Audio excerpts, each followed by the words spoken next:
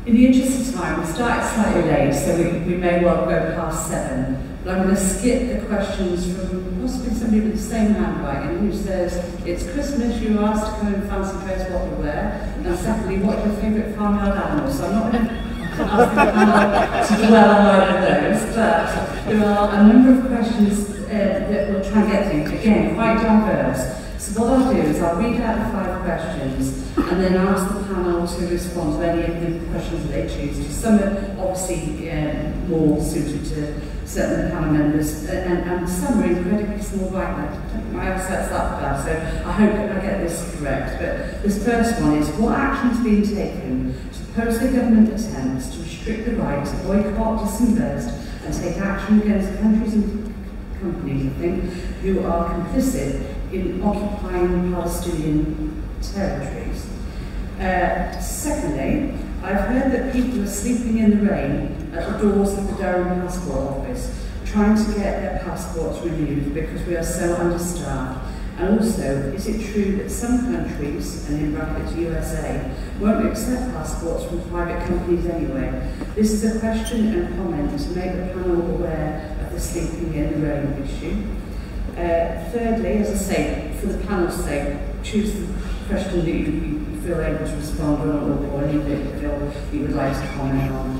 Because they are robbing our pensions, do you think they will scrap it in the future or increase the age over 70 when we won't be able to enjoy the retirement? Surely get the unemployed to work so that people can retire would be common sense if government doesn't have it. I think that's, the government doesn't have the common sense. Fourth question, why does nobody use the amount of wage rises that MPs have had above 1%? After all, 1% of 200,000 is much bigger than 1% of 20,000. Sheer greed of MPs, they say on the one hand that they won't take the rise, then they do, say they have no choice. This is since the Tories got in. And then the fifth question, I believe that the union may need to defy the law. Will the executive be prepared to lead this? So, I'm going to ask you to respond in the same order that you spoke. So, Jeremy, is there any of those that you would like to come back on? And then any closing remarks, because obviously we need to be mindful of the time. Sure. Thanks very much. Yes, on the questions, first one was about the government's legislation to stop people taking action on BDS, boycott, divestment and sanctions. This is campaign run by Palestine Solidarity Campaign and many, many others, to say it would be illegal for people to take any kind of economic sanction against a government they disliked or in support of those whose human rights are being abused. This was a very successful and very important tactic in the campaign against apartheid South Africa, and I think it is perfectly right that people should have that right and that opportunity to do so. And if the government is calling for sanctions against Russia and Russian individuals, which they are, then you cannot compartmentalise it and say that doesn't apply to any other dispute anywhere else. It has to be a universal one. So I, for one, will be opposing that restriction on the right of protest, which is another restriction on the right of protest, as and when it gets to be voted on in Parliament. On the question of passports, I'm sure Mark will probably want to answer that. I'll just say that the problems of the passport office impact grievously on people who need to travel, want to travel, family reunion and all the rest of it, and it's very hard, and it's a staffing issue. They should be investing in staff, not cutting staff, investing in good quality training, not taking people away from those jobs. On the retirement issue, I think people should have the right of retiring at an early age, but carry on. I've got to be careful on this matter because of my own age. I wouldn't sort of put the whole thing as a debate between if only everybody retired early, it would be full employment. It would be full employment if there was a properly managed economy that ensured that young people got into work as well as those older than them. And that also means going back to the question of the shorter working week, goes back to the question of the quality of jobs and the need for investment in a green industrial revolution in our society. On the question of wage rises, MPs did get a pay rise that pay rise was set by a formula.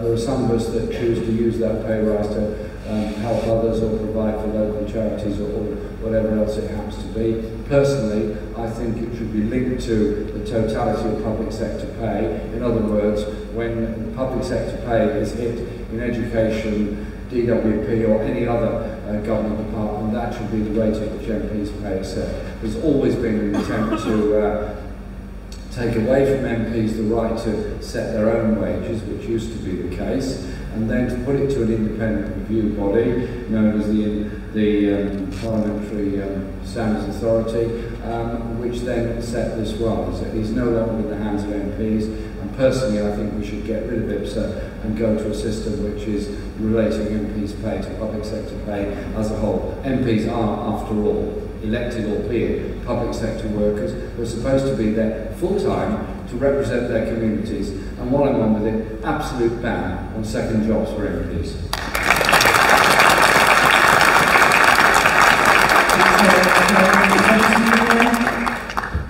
Yeah, I'll be quick because I'm only going to answer one of the questions, and that means I am going to answer the two frivolous questions that were at the beginning. My favourite animal is a sloth. I am very aware that they do not reside in farms. If I had to pick a farm animal, it would be a girl. When it comes to fancy dress, I don't really do it, but Karl Marx kind of looks like Father Christmas, so let's go with that.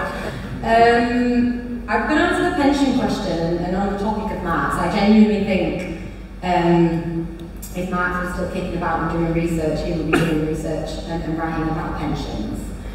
Because the ability to retire is the ability to leave like the labour capital relationship, right? It is the ability to stop working, to actually leave that kind of relationship of exploitation. It's like a fundamentally quite transformational thing if you think about it, that in a short space of time was created as something that we were able to enjoy and has been, or attempted to be, across the piece dismantled.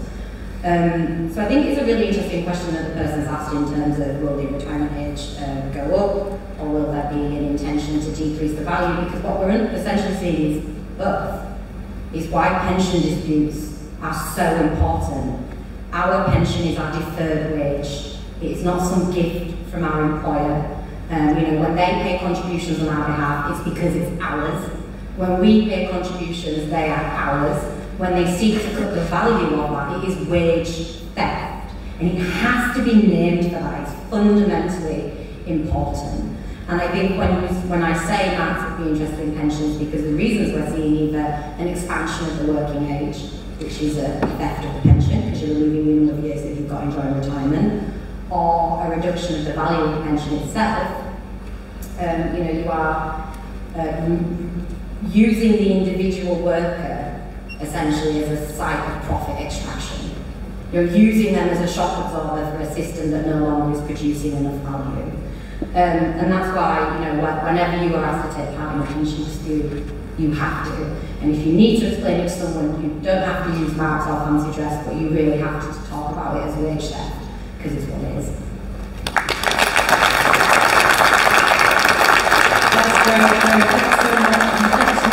Those difficult issues around farmyard animals and fancy dress, so thank you very much for that. Okay, Mark, do you want to come back on anything else? So, I know we're ending, so I just want to say a few final comments. On pensions, all I would say, we're going to debate pensions this week. My grandfather was 76 when he finished work. He's a carpenter. He couldn't afford to retire at 65. He worked until he was 76, and he died within 3 months of giving up work. When you do the obituary section this week, we will see how many people never make it to their pension age. How many people don't get to enjoy the end of their life being able to retire and do the things that they want. So from my perspective, an increasing retirement age is inhumane. It is not the type of society that we want to see, which when I was young, my father told me, when you get to my age, there will be a 4-day week, everyone will have 6 days off, and you'll be retired at 55. And yet here we are moving on. 67, the government probably wanted to be 70 or 72. It is harder and harder, and people can't even retire at their age because they can't afford to. So what we need is some dignity for our people to be able to make choices. And you can't choose to go if you can't afford to go. That's the truth of needing proper pensions. But people should have a right to end, I think, have leisure time at the end of their life. So, you know, from our point of view, the TUC has called for freezing of the pension age and a commission to look at what the pension age should be. Our policy is a retirement age equalised to 65, and this week we're debating a policy motion that calls for it to be 60. So certainly I think the pension age should reduce. I'm going to finish on this. I think our speakers have been fantastic and to deal with the range of questions that have slightly been broader than paying pensions. I think we'll all accept it's been fantastic. It's great to have Jeremy answer those questions, and I for one felt Joe's contribution, that nuts and bolts what they did and how they're fighting and winning, is hopefully inspirational to everybody. Joe, so thank you ever so much for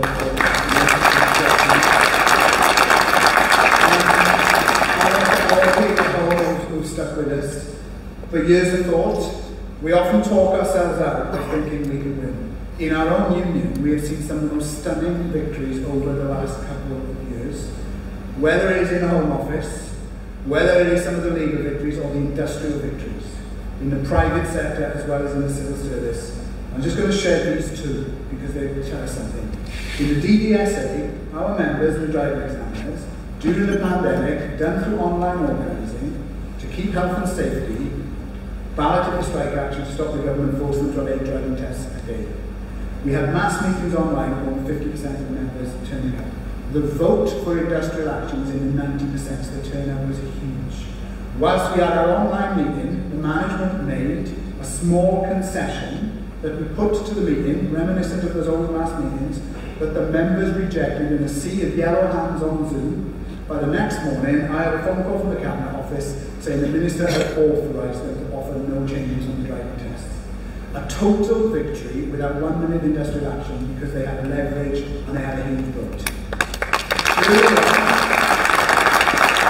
And we talked about the example of a dispute around Heathrow rosters, where proposals were made to change the rosters of our members. The branch recruited 130 new members, took density from 50% to 70%, and on a 68% turnout had a 90% plus vote for industrial action.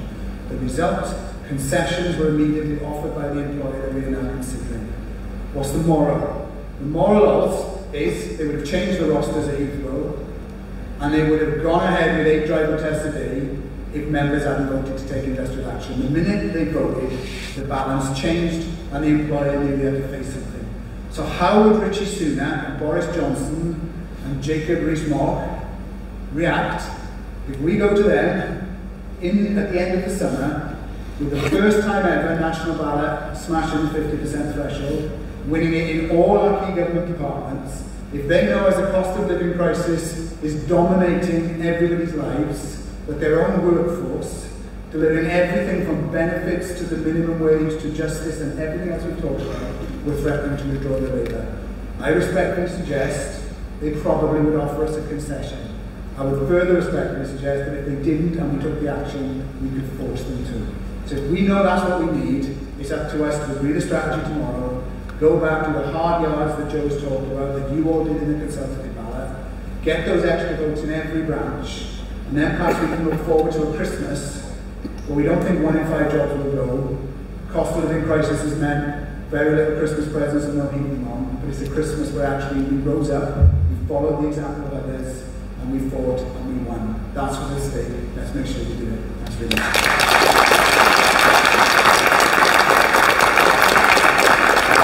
Thanks so much. I just want to say a couple of thank yous. Thank you to our panel, because I think you all agree the speakers have been excellent, and obviously we've thrown quite a diverse range of topics out there, and I think the responses have been really interesting.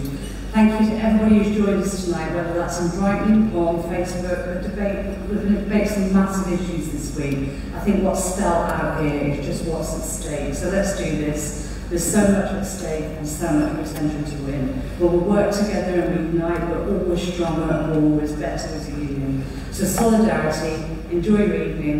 And if you're an NEC member, I'll see you at 8 o'clock at our next meeting. Good night. Thank you.